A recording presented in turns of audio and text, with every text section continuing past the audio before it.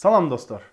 Бул видеону мен негизи жасабай эле койсомбу деп ойлонуп атканмын. Себеби азыркы заманда баары телефон аркылуу эле жазышат, Бирок эгер сиз компьютерде аябай көп текст жазсаңыз же негизи эле сиз компьютерде аябай бат жазганды үйрөнгүңүз келсе, анда бул видео сиз үчүн.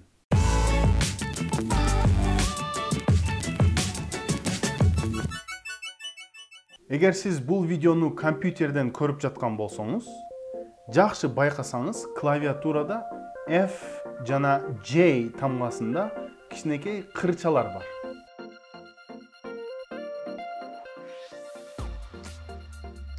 Ошол кырлар сиздин сөймөлөрүңүз үчүн жаратылган.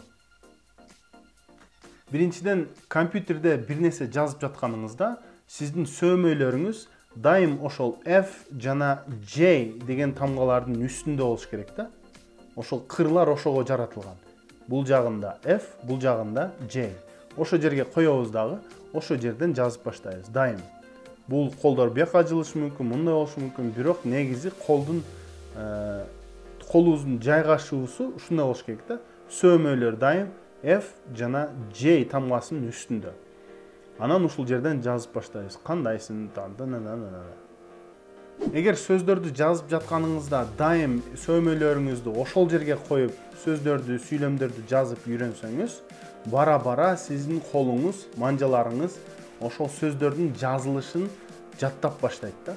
Биз күнүмдүк жашоодо белгилүү эле бир сөздөрдү аябай көп колдонобуз да, дайым эле ошол сөздөрдү колдоно беребиз. Ошондуктан сиз клавиатурада мисалы үчүн салам, кандайсың деген сөздөрдү мисалы үчүн аябай көп колдонобуз, туурабы?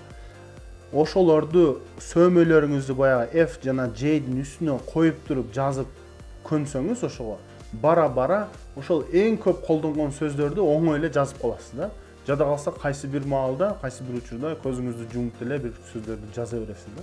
Ошол деңгээлге жетесиз. Албетте көп учурда кээ бир адамдар монтип жазышат, мондай кылыпчы. Бул жазуу жаман же туура эмес деп айта албайм. Болгону бул жазууда аябай тез жазып кала албайсыз да. Мисалы үчүн аябай тез жазышыңыз үчүн муну эки эле манжаңыз иштейт да ошондо.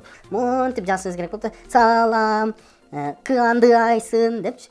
Бул жерде мисалы үчүн салам, кандайсың? Азыр мен жөнөкөй эле сөздөрдү айттым, бирок эгер сиз аябай чоң тексттерди жазсаңыз же кайсы бир китепти электрондук вариантка өткөрүп жатсаңыз, бул аябай эле керектүү нерсе да. Ошондуктан эгер сиз эми компьютерде жазып баштап аткан болсоңуз, башынан баштап өзүңүздү ошого көндүрсөңүз, кийин сизге бул нерсе аябай пайдалуу болот да. F жана J'дин үстүнө сөймөйүңүздү коесуз, анан ошол жерден калган сөздөрдү жазасыз.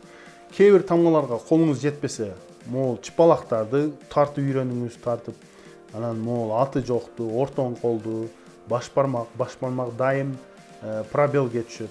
Бул жактагы манжалар дагы ошол эле функцияларды кылат. Монтип, албетте сөймөлөрүңүз жылса болот. Мисалы үчүн монтип артка жылышы мүмкүн, алдыга жылышы мүмкүн. Бирок мүмкүнчүлүк болушунча аракет кылыңыз, монтип калбаңыз. Мындай деген эми бул жакшы эле. Көп учурларда адамдар ушул менен эле жашап келишет. Бирок эгер сиз аябай бат, анан бара-бара кайсы бир маалга жетип, көзүңүздү жумуп же клавиатураны карабай эле, монтип компьютерге карап жазганды үйрөнгүңүз келсе, анда ушул эрежеге көңүл бурушуңуз керек да. Эгер сиз монтип жазсаңыз, сиз дайым клавиатураны карашыңыз керек да. Монтип экранды карап, монтип жазыш кыйын да, себеби сиз кайсы жерге басып атканыңызды көрбөйсүз. Баягы F менен J тамгасындагы кырларды сөймөлөрүңүз сезип турса, сиз колуңуз кайсы жерде турганын билесиз дагы, клавиатураны карабай деле экранды карап иштей бересиз да. Мисалы үчүн колуңуз ошол жерде турат, анан ошол жерден иштей бересиз. Демек, ошол кырлардын экинчи функциясы бул ушун үчүн жараткан да. Мисалы үчүн свет жок, же клавиатура сиз үчүн көрүнбөй жатат, же караңгы, же жөн эле сиз аябай шашылып келдиңиз дагы компьютердин алдыга. Анан бат жазып башташыңыз керек. Баягы сөймөлөрүңүз ушундай эле клавиатурага койгонуңузда эле баягы кырларды сезсе, сөймөлөрүңүз билип калат да. Ушундай коюш керек экен колду деп. Анан сиздин манжаларыңыз башка сөздөр кантип жазылышын жаттап калгандыктан ошол жерден жазып кете бересиз да. Ошол эң жөнөкөй үйрөнүү жолу ушул.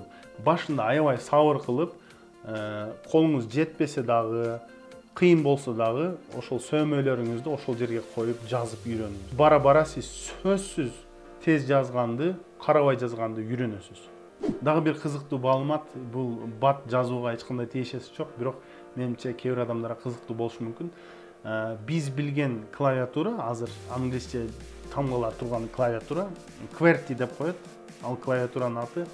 Ошол QWERTY деп Q азыр байкасаңыздар, эгер компьютериңиздер болсо же жада калса телефондон деле байкасаңыздар болот да. Телефондогу клавиатураны деле карасаңыздар QWERTY деген тамгалар келет да, биринчичи QWERTY деген. Ошол QWERTY деген тамгалар дегеле үстүңкү катардагы тамгаларды мен ойлогом да, булар ойлонуп, кайсы бир илимпоздор ойлонуп, ушул тамгаларды коюш керек деп коюшса керек деп ойлосом, көрсө андай эмес экен. Биринчи баягы жаза турган машинкалар чыккан маалда ошол машинкаларды саткан адамдар, сатуучулар, sales people, үйдөн үйгө же офистерге барып сатып жүргөн да. Анан сатып жүрүп, өздөрүнчө аябай бат жазганын көрсөтүш үчүн ошол машинкаларды жасап жатканда эле эң үстүңкү катарга typewriter деген сөз түшө турган кылып баскычтарды жайгаштырган экен да. Typewriter деген бул жаза турган машинка дегенди билдирет да. Демек, бирөөгө реклама кылып атып, бирөөгө жардамалап атып, барып туруп бат жазып калышат экен да. Ошон үчүн typewriter дегенди мына көрдүңбү, мен аябай бат жазып атам. Сен дагы ушинтип үйрөнсөң болот деп typewriter деген сөздү үстүңкү катардагы тамгалар менен эле гана жазса болот экен да. Эгер азыр өзүңүз дагы байкасаңыз, ошол typewriter деген сөздү үстүңкү катардагы тамгалар менен эле жазып койсо болот да. Бул видео сизге кызыктуу болду деп үмүттөнөм. Биздин каналга сөзсүз катталыңыз, себеби пайдалуу кеңештер жана англис тилине байланыштуу видеолор чыгып турат. Жакшы туруңуздар.